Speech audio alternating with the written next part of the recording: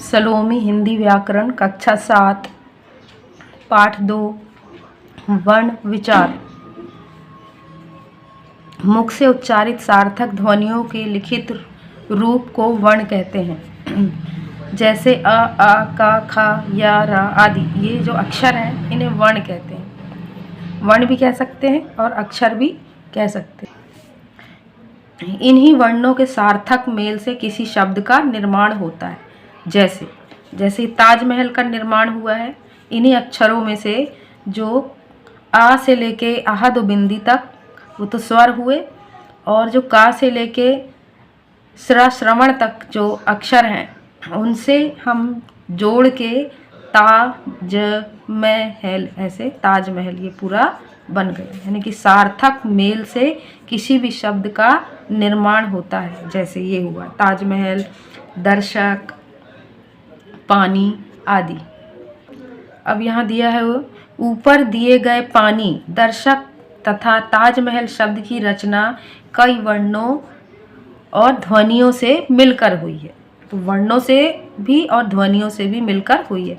इन्हीं शब्दों में प्रयुक्त ध्वनियाँ निम्नलिखित हैं। पा में आ की मात्रा, ना में बड़ी की मात्रा नी, पानी, प धन, आ धन, ना धन, ई। तो ये इनसे मिलके बना है पानी।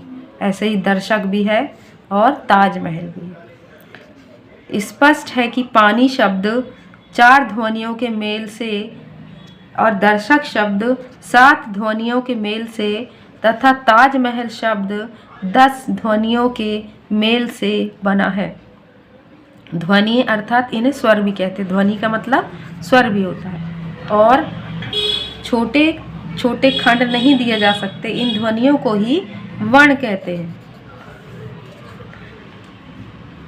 वर्ण अलग होता है और ध्वनि अलग होती है। ध्वनि मतलब स्वर, जो आ से लेके आहा दो बिंदी तक होता है वो स्वर होता है, और बाकी का से लेके श्रवण तक वो होता है वर्ण यानी अक्षर। यह भाषा की सबसे छोटी इकाई है। वर्ण जो होती है भाषा की सबसे छोटी इकाई होती है। वह छोटी से छोटी ध्वनि जिसे और अधिक सार्थक खंडों में नहीं तोड़ा जा सके वर्ण कहलाती है। अभी तक हमने देखे थे वर्ण यानी अक्षर, यानी एक अक्षर को हम वर्ण कहते हैं। और वैसे ही वर्णमाला, वर्णमाला अर्थात वर्णों की माला यानी अक्षरों के ढेर सारे समूह को या वर्णों के क्रमबद्ध समूह को वर्णमाला कहते हैं। अब जो वर्ण है उसके भी भेद होते हैं। भेद यानी प्रकार। उच्चारण एवं प्रयोग के आधार पर वर्ण के 2 भेद हैं। 2 भेद यानी प्रकार। पहला है स्वर और दूसरा है व्यंजन। ये 2 प्रकार मैंने अभी आपको बताया था, स्वर और व्यंजन। यहाँ दिया हुआ है बिना किसी अवरोध के स्वतंत्र रूप से बोले जाने वाले वर्ण स्वर कहलाते हैं। हिंदी भाषा में अभी तो ज़्यादा हो गए हैं, है ना। आ ई ऊ री री सी ए आए ओ औ। अब आ गया इसमें आहा 2 बिंदी का, इसमें और भी 2 आगे जुड़ गए हैं।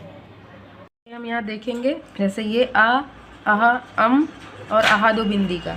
इसके बाद और भी एक जुड़ गया है, वो है री ऋषि का। और इसके अलावा एक और है ये। तो ये पूरे हो गए मिला के 14।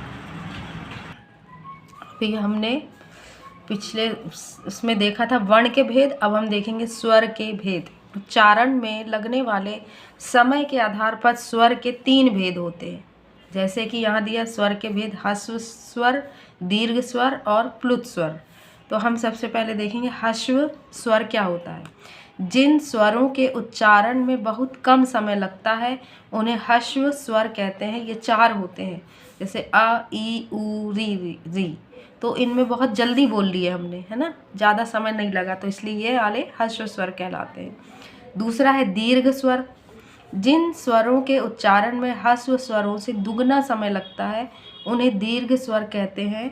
ये 7 होते हैं। जैसे यहाँ दिया हुआ है आ ई ऊ ए आए ओ औ। अब इनको बोलने में हमको थोड़ा ज़्यादा समय लग रहा है, तो इसलिए ये वाले दीर्घ, दीर्घ का मतलब होता है बड़े, तो दीर्घ स्वर कहलाएंगे। फिर होता है प्लुत स्वर। अब है जिन स्वरों के उच्चारण में ह्रस्व स्वर से तिगुना समय लगता है उन्हें प्लुत स्वर कहते हैं। जैसे ओम, ये लिखा हुआ है। इस स्वर का प्रयोग प्रायः बुलाने के लिए किया जाता है। ओम में ओ प्लुत स्वर है। प्लुत स्वर को लिखते समय उसके आगे एस का अंक लिख दिया जाता है। अब ये देखिए यहाँ लिखा हुआ है ना, ओ के बाद एस और माँ, तो ये होता है प्लुत स्वर। और इसको बोल रहे हैं, इसमें लिखा है तिगुना समय लगता है, ह्रस्व स्वर से तिगुना समय, यानी कि बोलने में इसको और ज़्यादा समय लगता है, तो ये प्लुत स्वर कहलाता है। ओम ऐसे। फिर आगे हम देखेंगे अयोग वाह। अ, अहा, अम अंगूर का और अहा दो बिंदी का, ये दोनों अयोग वाह है। इन्हें क्या कहते हैं? अयोग वाह। अंगूर, अम अंगूर की मात्रा को अनुस्वार कहते हैं। इसके ऊपर जो ये बिंदी लगी है ना, ये देखो, इसे अनुस्वार कहते हैं। जैसे अंक, जंग, पंक, शंख, मयंक आदि, ये अनुस्वार कहलाता है। और आ की आहा दो बिंदी की मात्रा, ये जो दो बिंदी लगी, इसको विसर्ग कहते हैं, कहलाती है। संस्कृत में भी इसका प्रयोग किया जाता है। जैसे अतः, प्रायः, प्रातः, दुख आदि। अब इसके बाद दिया है अनुनासिक। अनुनासिक वो शब्द होते हैं जो मुख और नाक से बोले जाने वाले स्वर जो होते हैं वो अनुनासिक कहलाते हैं। अनुनासिक की मात्रा को चंद्र बिंदु कहते हैं। अब अनुनासिक को हम समझने के लिए उसके ऊपर, जिस शब्द के ऊपर चंद्र बिंदु लगा है मतलब वो अनुनासिक है, उसे हम मुंह और नाक दोनों से बोलेंगे। जैसे आँख, पाँव। देखो जब हम बोल रहे हैं तो मुंह से और नाक, मुंह से तो बोल ही रहे हैं, साथ में नाक से भी एक प्रकार की हवा आ रही है, यानी वो उच्चारण हम नाक से भी कर रहे हैं। आँख, पाँव, चांद, गाँव, हंसी आदि, तो ये अनुनासिक कहलाते हैं। और इसका चिन्ह क्या है? ये चंद्र बिंदु। अब होता है हलंत। देखेंगे हम हलंत। अब हलंत क्या है? स्वर रहित व्यंजन में हल। जैसे अब इसमें स्वर रहित व्यंजन, यानी कि उसमें कोई स्वर नहीं लगेगा, चिन्ह लगे वाला चिन्ह लगाया जाता है, इसी को हलंत कहते हैं। जैसे यहाँ दिया हुआ है उ और दा के नीचे लगा है उद्धार। जब हम किसी शब्द के ऊपर ज़्यादा जोर दे रहे हैं, आप देखो, आप उद्धार बोल के तो दा के ऊपर ज़्यादा जोर पड़ रहा है, इसलिए यहाँ पर लगा हुआ है। महान, भट्टी, प्रसिद्ध। अब आगे देखेंगे द्वित्व व्यंजन। द्वित्व यानी कि दो व्यंजन, दो समान व्यंजनों के संयोग से बने व्यंजन द्वित्व व्यंजन कहलाते हैं। जैसे च और चा दोनों मिल गए तो ये हो गया। जैसे हम बच्चा लिखते हैं, कच्चा, सच्चा आदि, तो इसमें दो व्यंजनों का एक ही व्यंजन का दो बार प्रयोग हो रहा है। त और ये देखो डबल बार ता, कुत्ता, सत्ता, पत्ता आदि। अब ल, ये दो बार गल्ला, बल्ला, छल्ला दो बार प्रयोग हुआ है। न का भी दो बार, अन्न, प्रसन्न, संपन्न आदि।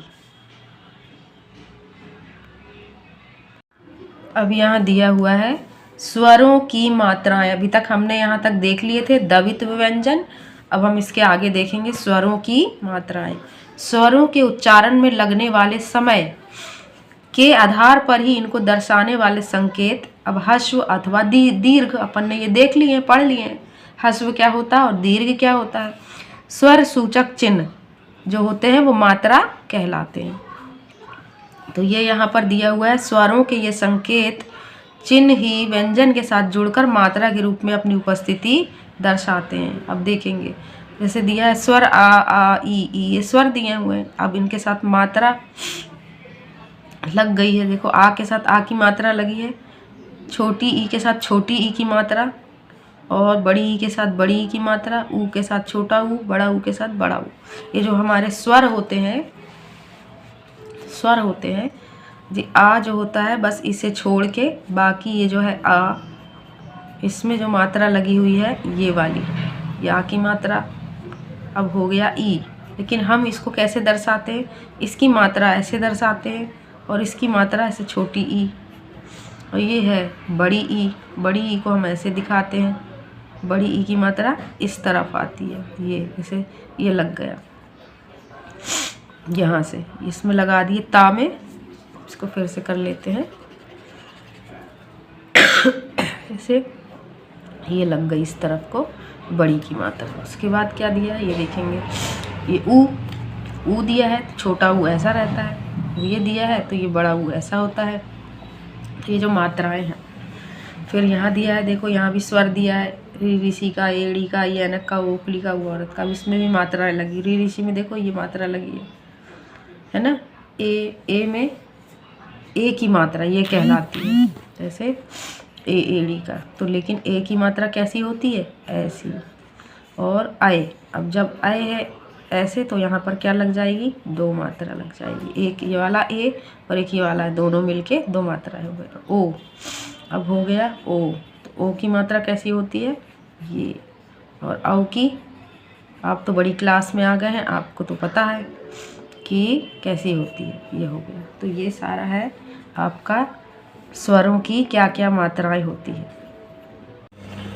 अभी तक हमने देखे थे स्वरों की मात्राएं, अब हम देखेंगे व्यंजन। जिन वर्णों के उच्चारण में स्वरों की सहायता लेनी पड़ती है वे व्यंजन कहलाते हैं। हिंदी में कुल 33 मूल व्यंजन हैं। संयुक्त व्यंजन जो होते हैं वो होते हैं श, त्र, ज्ञ और श्र, ये हम आगे देखेंगे। और अन्य व्यंजन भी होते हैं, ड़ और ढ को मिलाकर हिंदी में 39 व्यंजन होते हैं। अब व्यंजन के भेद देखेंगे, यानी व्यंजन के प्रकार। तो पहला है स्पर्श व्यंजन। जिन व्यंजनों के उच्चारण में स्थान की भिन्नता के आधार पर, उच्चारण में स्थान की भिन्नता यानी कि जगह अलग अलग होने के कारण निश्वास वायु मुख से कंठ, तालु, मूर्धा, दंत तथा ओष्ठ का स्पर्श करके निकलती है, उसे स्पर्श व्यंजन कहते हैं। अर्थात जब हम किसी वर्ण का उच्चारण करते हैं तो वो जब हम बोलते हैं उस समय पर हमें जो मुंह में एहसास होता है कि वो तालु में टकरा रही है, कि जीभ हमारी तालु से टकरा के निकल रही है, कि दांत से टकरा के निकल रही है, तो इससे ही स्पर्श यानी कि स्पर्श करते हुए वो वर्ण जो है वो हमारे मुंह से ऊष्मा के साथ बाहर आते हैं। का से लेकर माँ तक के वर्ण क्या कहलाते हैं, स्पर्श व्यंजन। का से लेके माँ तक के कहलाते हैं। उच्चारण स्थान के आधार पर ही इन्हें कंठ, तालव्य, मूर्धन्य आदि व्यंजन वर्ण के रूप में जाना जाता है। जैसे कि कंठ यानी कि जब हम बोल रहे हैं तो गले से निकल रही है वो, जैसे हम बोलेंगे क, ख, ग, घ, अंगा, तो आपको ऐसा लगेगा कि एकदम गले के अंदर से आवाज आ रही है। अब जैसे तालव्य है यानी कि तालु है हमारा, तो चा वर्ण कहलाता है वो, तो देखेंगे च, छ, ज, झ, या। अब ये हमारा तालु जो है उससे स्पर्श करते हुए ये अक्षर ये निकल रहे हैं, तो इसलिए ये तालव्य कहलाता है। और मूर्धन्य जो होता है, तो मूर्धन्य होता है ये है टा वर्ग, ट। अब तो हमारी जीभ और तालु दोनों स्पर्श करते हुए जब निकलते हैं ये, तो ये मूर्धन्य कहलाते हैं, ट, ठ, ड, ढ, ड़, ये। फिर है दंत, यानी ये वाले ये तावर्ग कहलाते हैं, और जब हम बोलेंगे तो ये हमारे दांतों से स्पर्श करते हुए निकलेंगे, त, थ, द, ध, न। जीभ और तालु दोनों से स्पर्श करते हुए ये अक्षर वर्ण हमारे बोले जाते हैं, निकलते हैं। अब है ओष्ठ, ओष्ठ है यानी कि ओंठ, जो हमारे लिप्स हैं अब उससे टकराते हुए निकले, प, फ, ब, भ, म। अब आप देखेंगे कि हमारे दोनों होंठ आपस में एक दूसरे को स्पर्श करते हुए ये अक्षर निकल रहे हैं, तो ये होते हैं हमारे स्पर्श व्यंजन। इतने स्पर्श व्यंजन हो गया है। अब हम आगे देखें अंतस्थ व्यंजन। इन्हें अर्ध स्वर भी कहते हैं। इनका उच्चारण मुख के भीतर की ओर से होता है, इसलिए इन्हें अंतस्थ व्यंजन कहते हैं। ये 4 होते हैं, य, र, ल, व। तो ऐसा लगेगा आपको कि बिल्कुल मुख के अंदर से आवाज़ आ रही है, एकदम अंदर से, इसलिए इसे अंतस्थ व्यंजन कहते हैं। अब है ऊष्म व्यंजन। इनके उच्चारण में निश्वास वायु घर्षण के साथ मुख से बाहर निकलती है, यानी हमारे मुख से जो हवा होती है, वायु होती है, वो टकराते हुए बाहर निकलती है, इन्हें इसलिए ऊष्म व्यंजन कहते हैं। ऊष्म, आप ऊष्मा जानते होंगे ना, ऊष्म गर्म हवा है ना, तो उस ऐसे ही ये वर्ण निकलते हैं, इसलिए इन्हें ऊष्म व्यंजन कहते हैं। ये भी होते हैं 4, श, श, स, ह। अब जब इसका उच्चारण करेंगे ना तब आपको समझ में आएगा कि ये गर्म हवा टकराती हुई, स्पर्श करती हुई बाहर आ रही है और इसका उच्चारण हो रहा है। फिर है अतिरिक्त व्यंजन, ये एक्स्ट्रा में जो होते हैं, ये 2 होते हैं, ये डा और ढा। जैसे कि ये जो था ये हो गया डा डमरू का और ये हो गया ढा ढक्कन का, लेकिन हमने इसी में ये लगा दिया, तो ये जब हम सड़क लिखते हैं तब उसमें यूज़ होता है, और ये भी ये ढा ढक्कन का। तो ये ऐसे ये होते हैं जो अतिरिक्त व्यंजन हो गए। अब होता है संयुक्त व्यंजन। संयुक्त मतलब एक साथ मिलकर 2 भिन्न भिन्न व्यंजनों के योग से बने व्यंजन जो अपने मूल रूप से भिन्न होते हैं, जो अलग अलग होते हैं और संयुक्त व्यंजन कहलाते हैं। जैसे कि क और श, देखो ये दोनों अलग अलग हैं लेकिन मिलने के बाद दोनों क्या बन गया, श क्षत्रिय का। ऐसे ही ता और रा मिल गया त्र, और जा और इया मिल के बन गया ज्ञा, और श और रा मिल के बना श्रा। तो इस प्रकार से हमने देख लिए कि व्यंजन कितने प्रकार के होते हैं। तो स्पर्श व्यंजन, अंतस्थ व्यंजन, ऊष्म व्यंजन, अतिरिक्त व्यंजन और संयुक्त व्यंजन। अब आगे हम देखेंगे कि वर्ण विच्छेद क्या होता है। वर्ण विच्छेद यानी कि वर्णों को अलग अलग करना, विच्छेद करना कहलाता है। शब्द वर्णों के मेल से बनते हैं, किसी भी शब्द से वर्णों को अलग अलग करना वर्ण विच्छेद कहलाता है। जैसे अब देखो यहाँ लिखा हुआ है घृणा, घा में लगी हुई है री ऋषि की मात्रा और णा में आ की मात्रा। अब हम इनको यहाँ पर अलग अलग करेंगे। अब ये देखो घा में लगी थी री की मात्रा, तो यहाँ ये ऐसा हो गया, री ऋषि का लिखेंगे, और ड़ा है तो ड़ा में काय की मात्रा लगी थी आ की, तो ये आ लिखेंगे, ये हो गया घृणा। तो ऐसे होता है वर्ण विच्छेद करना। इसी प्रकार से विश्वास जो शब्द है उसमें भी देख लो,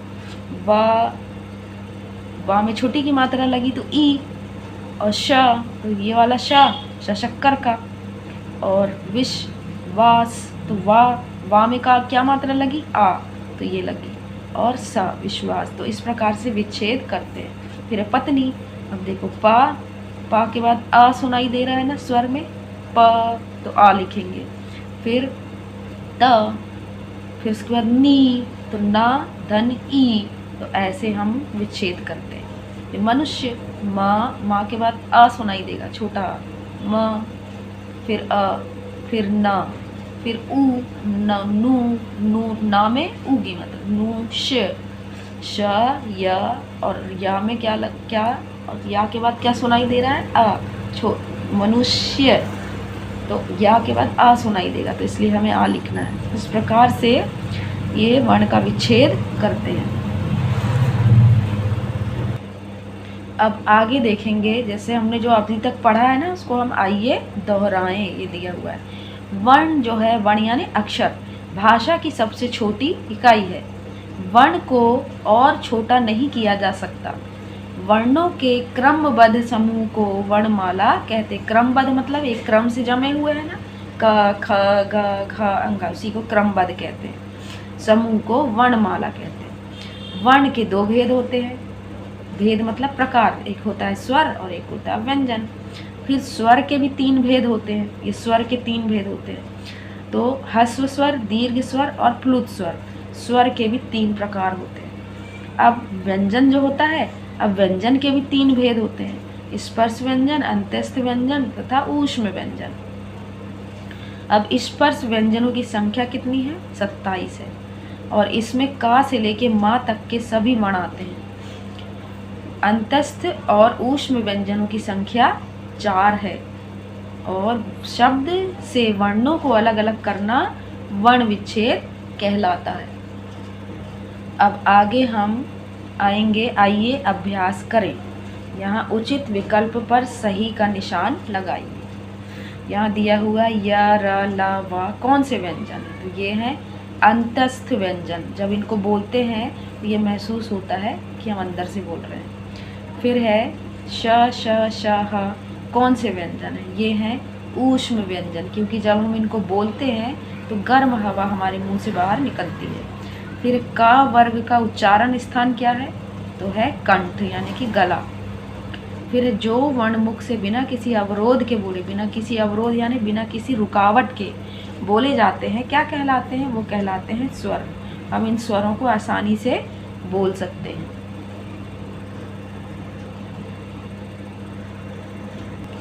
अब आगे हम देखेंगे प्रश्न, ये इसमें दूसरा, नीचे दिए गए वाक्यों के सामने सही या गलत का निशान लगाइए। तो दिया है भाषा का वह छोटे से छोटे ध्वनि प्रतीक जिसे और अधिक सार्थक ध्वनि प्रतीकों में ना तोड़ा जा सके वर्ण कहलाता है। तो ये सही है।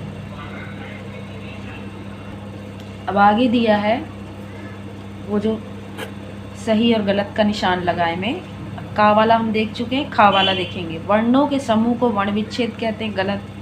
वर्णों के समूह को वर्ण विच्छेद नहीं कहते हैं, ये गलत आएगा। चंद्र बिंदु, गा वाला है, चंद्र बिंदु अनुस्वार का बोध कराता है, गलत। व्यंजनों का उच्चारण स्वरों की सहायता से किया जाता है, सही। अब तीसरा देखेंगे, नीचे दिए गए शब्दों का वर्ण विच्छेद कीजिए। ये मैंने पहले से करके रखा हुआ है, जैसे कि विनायक कैसे लिखना है। तो वा में छोटी की मात्रा है तो ई आएगा, वी ना में आ की मात्रा, यक हमने पिछले पेज में देख चुके हैं, विनायक। इसी प्रकार चतुर्भुज और महाभारत। फिर है नीचे दी गई ध्वनियों को जोड़कर शब्द बनाइए। अब देखिए हम इनको जोड़कर शब्द बनाएंगे। जैसे दिया है प अ ह आ ड़, क्या आएगा? पहाड़। फिर दिया है प उ यानी पू स त अ क, पुस्तक, ये हो गया। फिर है उ त प त त ई, उत्पत्ति, ये हो गया उत्पत्ति। अब आगे दिया है नीचे दिए गए वर्णों के सहयोग से बनने वाला एक एक शब्द लिखिए। अब देखिए ये है ट और रा, तो हो गया ट्र, तो ये बनेगा ट्र और का, ट्रक। इसी प्रकार से जा और इया, जा और इया जब हमने पिछले पेज में देखे थे तो क्या बन गया था? ज्ञा। तो इससे क्या बन गया शब्द? ज्ञान। श और रा, इससे क्या बना था? श्रवण का, तो ये देखो श्रवण। फिर ये सा और रा, इससे क्या बना था? श्र, तो सहस्त्र। फिर का और श, ये दोनों जुड़ के बने थे, क्षत्रिय का बना था, क्षमा। फिर है ता धन रा, तर, त्र होगा तो हो गया त्रि एक, तो इससे ये शब्द बना। अब आगे देखेंगे निम्नलिखित प्रश्नों के उत्तर लिखिए। पहला प्रश्न है वर्ण किसे कहते हैं, कितने प्रकार के होते हैं? तो वर्ण किसे कहते हैं? वर्ण किसे कहते हैं? वर्ण जो होती है वो भाषा की सबसे छोटी इकाई होती है। और ये कितने प्रकार के होते हैं? 2 प्रकार के होते हैं, स्वर और व्यंजन। अब दूसरा प्रश्न है हिंदी वर्णमाला में कुल कितने व्यंजन होते हैं? तो हिंदी वर्णमाला में कुल 39 व्यंजन होते हैं। ह्रस्व स्वर कितने होते हैं, लिखिए।